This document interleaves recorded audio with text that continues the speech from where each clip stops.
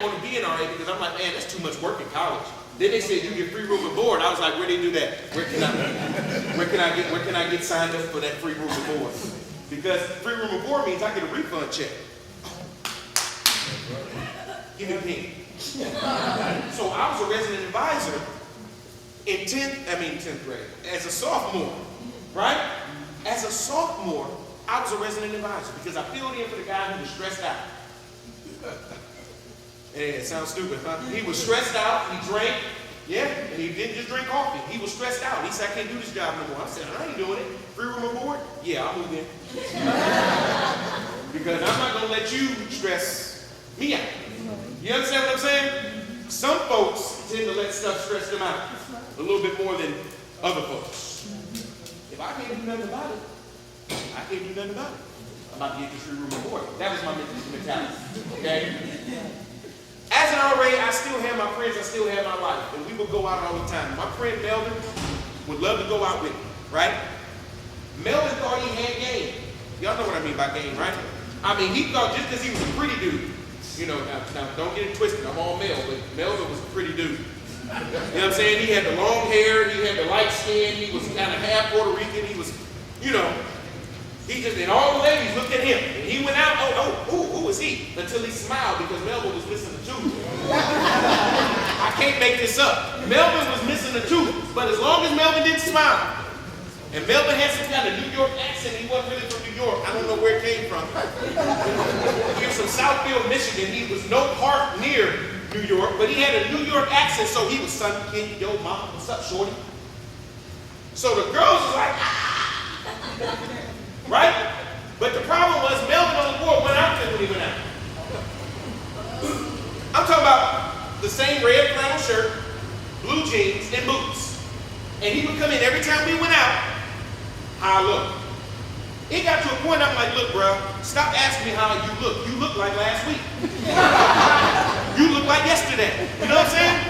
You look like Saturday. That's what you look like. You keep wearing the same stuff. But it didn't matter, Melvin, because Melvin had game, right? Melvin had so much game that he went out one day on campus, found a girl.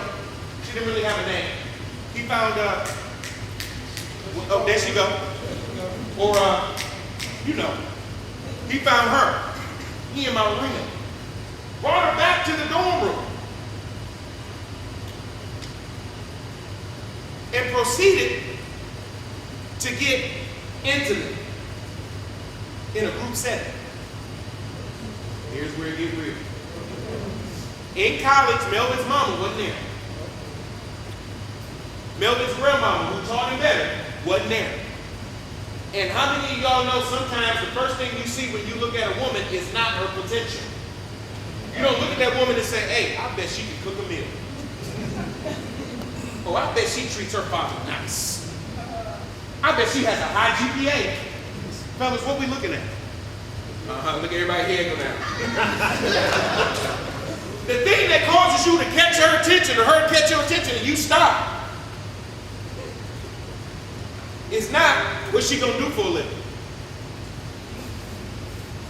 It's not love, is it? You're attracted to what you see, and that's human nature. Am I right? It got your attention, and now you see it, and you may even go, hey, look at her. And what we do? So now we both looking at her potential and the future that she has behind her. That's what we're looking at, right? Melvin and my roommate saw this girl on campus, and I guess she had some great potential. I'm talking about she had a future. Still didn't know her name. Brought her to the room. Jeff, can we use your suite? Because RAs get their own suite. That's another perk. I said, hey man, don't mess nothing up. Sure y'all want to do that? We got this. So they had it. She left. About 4 days later, Melvin comes to me and says, hey man, I got to talk to you. I said, all right, cool. But then I realized Melvin was kind of up on me. So naturally, I take a step, I needed some arm room, brother. I said, man, what's up? And he looked kind of serious. I'm like, oh man, it's probably one of them talks. Who's pregnant? Because as an RA, I'm told who's pregnant, who's dropping out, who couldn't cut the mustard academically, who partied too much, who's hungover, and also who's got one of the gifts that keep on giving. So Melvin came to me, yo, and Melvin was like, son. Melvin was like, son, I gotta talk to you, son. I'm like, yo, I'm not your son. Have a seat, let's talk. Melvin says, I have an issue. I'm like, what's up? He shuts the door. I'm like, all right, let's be serious. Melvin says, for the past 3 mornings, I've been getting up, and when I pee, it burns. So for a second, I had to let that register.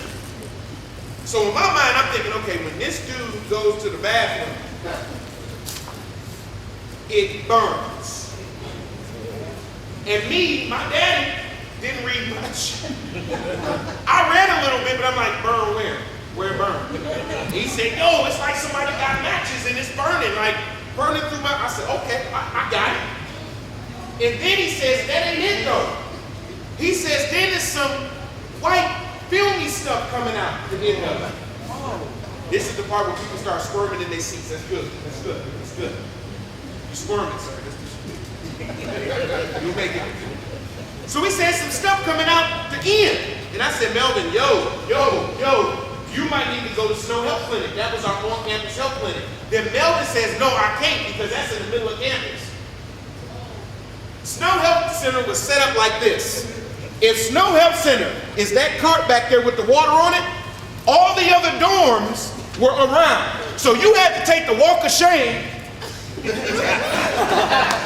going to Snow Health Clinic, and you wasn't going for a shot. You weren't going for a lollipop. You weren't going for a checkup. You weren't going for a physical. You was going because something was wrong. Melvin said, I can't go there. I said, well, what you gonna do? He said, can you take me 15 minutes down the road to a clinic? I said, all right. So Melvin put on the same clothes he always go out in. We get in the car.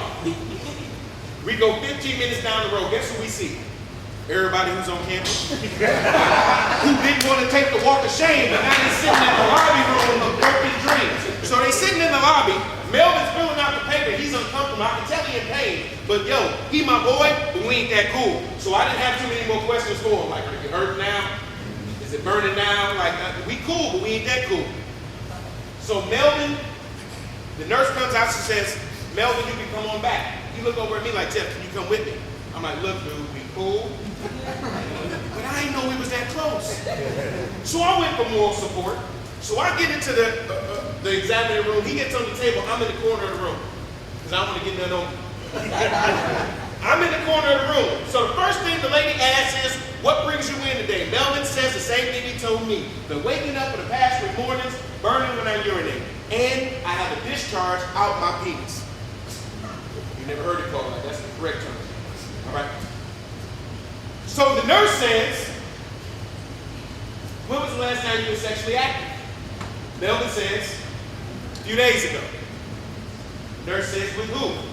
Melvin says, I can't remember her name. Why do you think the nurse wanted to know her name? Somebody raise your hand and tell me, why do you think it was important that the nurse knew her name? Speak up. Maybe she went there before. She could have had a disease. Come on. Because of all the other people on campus, they got hurt. She may be a genetic link. Not genetic, a trifling link. Or ratchet link to other ratchet situations. She may be the cause of other situations. They wanted to know, have we heard her name before? And if we haven't, we need to put her name out there because she needs to come in and get herself checked. That's even before they went through the procedure. Now let's talk about the procedure. Melvin sits on the examining table. She says, I need you to drop your pants. By this time, I'm tilted a little bit. I'm here, but I'm full of temptations. And I move just a little bit. Give him that respect. Because I don't want to see it. But Melvin says, all the way down? And she says, yes, sir. See, he had a problem with pulling his pants down to get help. He didn't have a problem with pulling his pants down to get ratchet. He didn't have a problem with it. She says, when you were sexually active, did you protect yourself? He says, no, I just got oral sex. And I asked Melvin when we were on the way 15 minutes down the road, I said, Melvin, did you strap up? He said, no, I was just getting... He didn't say I was just getting oral sex, okay? He said another word for it. Okay, use your head. He said, I did, so there you go. It's like a wave. He said it would have took away the feeling. So I didn't want to use a condom. And besides, I was just getting oral sex. Melvin made the classic mistake of just assuming everybody was playing. Melvin made the classic mistake of leading with his head and not his head. Melvin made the classic mistake. If you're going to be about that life, you're going to have to deal with that life. That's why your parents and everybody else around you tells you abstinence is the only way. It's the only way from keeping you from having a discharge or something worse. Now, they're not saying that just so they can keep you in this box. Because at this point, with his pants around his ankles and pain in his genitals, he wished he was in a box. He wished he had a listen. He wished he had a thought before he leaped. But he didn't. So now he's sitting on the table with his pants around his ankle, his homeboy in the corner, and the doctor putting on the gloves. She goes to the table, pulls out what looks like a Q-tip, but it's metal. And I say it looks like a Q-tip because it has a cotton tip on the end of this long metal tube. She says, Mr. Melvin, you may feel some pressure. And I said, oh, shoot. I wasn't saying that at the time, so I didn't say shoot.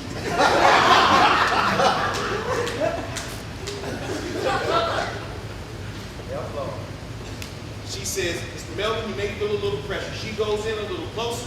She inserts this metal tube with the Q-tip end into his penis. Gives it a half turn, takes it out. The half turn just about killed me, and I wasn't on the table. You understand what I'm saying? She gave it, she went in, gave it a half turn, came out, took a little dish, splattered on the dish, and I had never seen so many colors in my life. That dish turned green and yellow. Melvin got a gift. His gift was gonorrhea and chlamydia. They call it the clap. Clap on, clap off, the clap. Not Wale's clap, that clap. He had chlamydia, and he didn't realize that 75% of women had it, and 50% of men had it. These are current numbers, Joe. She had chlamydia and gonorrhea in her mouth. Makes you think about kissing, don't it? Now everybody started to get, okay. But yo, when he saw her on campus, she didn't have a I have gonorrhea and chlamydia shirt on, did she? She didn't have red bottoms on and at the bottom said, look, don't mess with me. She didn't have that. She didn't look like that, did she? They don't look like that, do they? And I'm going to tell you the worst part about this story.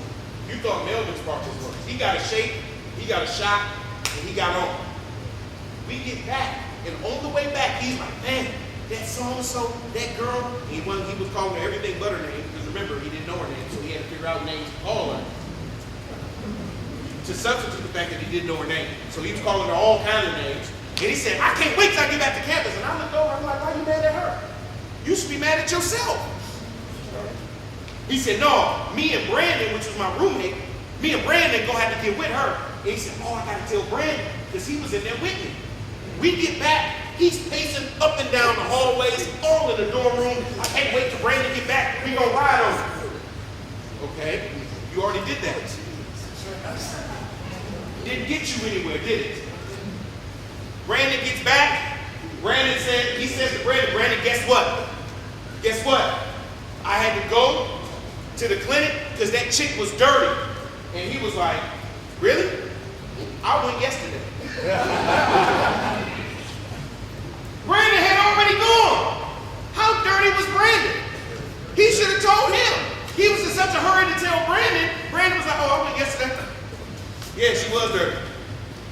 Brandon looked like he got away scot-free. Brandon had a girlfriend who was a virgin, who had never seen a man, never been with a man, had been with Brandon. Guess what?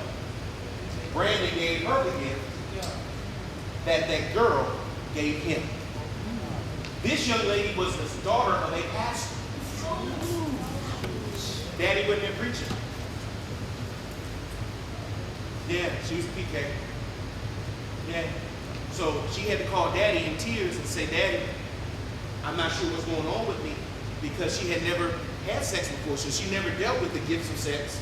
But now, if you look at her situation, if you look at Brandon's situation, you look at Melvin's situation, what did they worry about? What's going on with me? They felt regret, guilt, loss of self-respect and esteem, lack of trust, fear, rage, depression, and guess what? She went back to Brandon, even after he gave her a gift, because she loved him so much. And she said that was only one time, went back to him, he cheated several times. A cycle of ruin relationships. But you don't think about the emotions of sex. You don't think about the gifts that you can get while you're trying to get it. Because all I'm thinking about is what? Getting it. And once I get it, chances are, I just might get it. I just might get it. Look at these numbers, man. Look at the simplest number in 2011. That's 2011. What do you think that number's done? And I didn't want to talk about AIDS, HIV. Look at the herpes number, and that's even with the condom. Herpes, even with a condom. Because let me tell you about herpes. It was a girl on campus, beautiful girl named Megan. Beautiful girl. Beautiful girl. Wifey material. You understand what I'm saying? She just wasn't a nobody. She was wifey, but that's what we call it now. She wifey material. She wifey. Everybody else will jump off. She's wifey, right? She got together with a dude that did not look at her as she was. Gave her a gift of herpes. And ladies and gentlemen, you keep that like luggage. That just don't go away. You can't get a shot for that. It may stop flaring up on you for a minute, but it's still there. To this day, this young lady struggles because she wants to have a baby. But the doctors say, it's your situation. That baby can be born blind. It can have another birth defect. Now she's messed up in the game for the rest of her life and could potentially affect her seed who had nothing to do with her choice. Who are you affecting with your choices? Besides yourself. You're affecting yourself, but who are you affecting with your choices? Think about it. Melvin thought about himself and he was mad, or pissed off as we like to say, but who should he been upset with? He messed himself up in the game. Now I would like to tell you that Melvin's story ends in a happy ending, but Melvin didn't learn lessons. He didn't learn lessons. He thought that what society says when he listened to her music, when he heard people talk about how you need to go get it, how you need to go tap it, how you need to go have it, how you need to go grab it, how you need to go stab it, all that other stuff, he let those things become his psyche. He embodied song lyrics and had to live with the results. I would love to tell you that Melvin never got infected again with any other disease, but I'd be lying to you. Because you would have thought after the half turn, he would have made a U-turn. But after the half turn, he turned right back around into the same situation. Why? Because he followed a cycle. It was a cycle. He didn't expect anything else out of himself. He didn't get anything else out of himself. Your personal terms, and I'm done. Your personal terms of intimacy will and should always be different from society's terms. What you hear on the radio is good for radio, and I'm sure we're going to cover that. What you hear on TV and in videos, it sounds good, and you can even relate to it from a certain standpoint. But do you really want to be about that life? Do you think that the people that's selling you that stuff is about their life? Don't believe that they are. Don't believe that you're not better than them.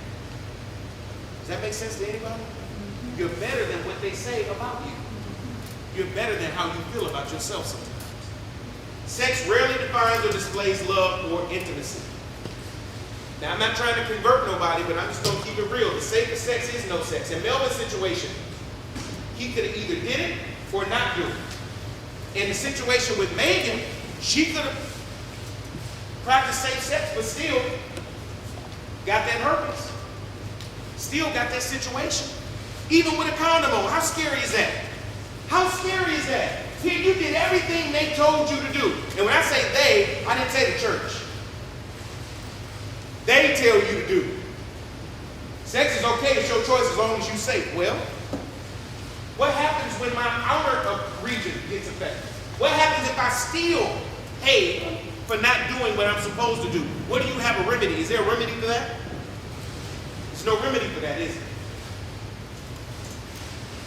There's no remedy for not doing or being what you were born to be and what you were made to be. Does that make sense? So now, this young lady wants to have kids. She may get together with a guy that loves her so much, we want to produce kids together, but now he has to suffer. Why? Because of her decisions, right? Because of her choices. I'm going to tell you once, my pastor told me this one time, and I never forget it. I was like 13. He says, even a garbage man wears gloves. He said, even a garbage man wears gloves. And he said it during a Bible study, and it tore my life up. I said, a garbage man? He said, even a garbage man wears gloves. Because if you're just bound on dealing with trash, the least you can do is protect yourself. Because a garbage man has a family too. A garbage man has a wife and some kids too. A garbage man is going to come in contact with somebody and shake somebody's hand, but now that I'm contaminated, I've come in contact with this young man and contaminated his life. Some may not agree with that, but even a garbage man wears gloves. The best glove you can wear is the glove that God made for you. He didn't make for you to suffer this. Does that make sense? Now, I know they didn't say this for church service. This ain't got nothing to do with church and everything to do about you. Because when it's just you and God, what are you going to do? How you going to do? I think one of the best quotes that I've ever heard actually came from an Omega man, so I'll give you that, sir. Dr. Carter G. Woodson says, when you control a man's thinking, you do not have to worry about his actions. You do not have to tell him to stand here or go yonder. That just means there. He will find his proper place and stay in it. You do not need to send him to the back door. He will go without being told. In fact, if there's no back door, he'll make one for his own benefit. His education makes it necessary. And I'm not just talking about your books in school. What do you know about yourself? What have you been taught about your history, your legacy, your destiny? And if you don't know much about yourself, and you just, all you know is that I turn up, okay, then that's all you're going to do. Anything turned up will eventually be what? Or unplugged. If I can't get it to turn down, I'll just unplug the whole thing. I'll turn it off. Can be blamed for you being where you are. You made your own bed. You got in that bed, put the covers over yourself, all by yourself. Now who's to blame? Melvin made his own place. He tried to blame the girl, but he couldn't, right? Brandon's girlfriend could have blamed Brandon, but she made her bed. She made the decision.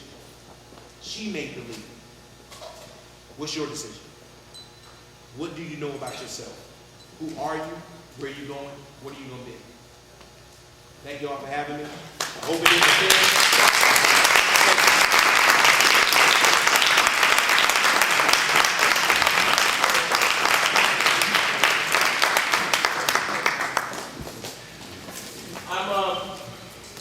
I'm very interested in talking with you guys. So hit me up.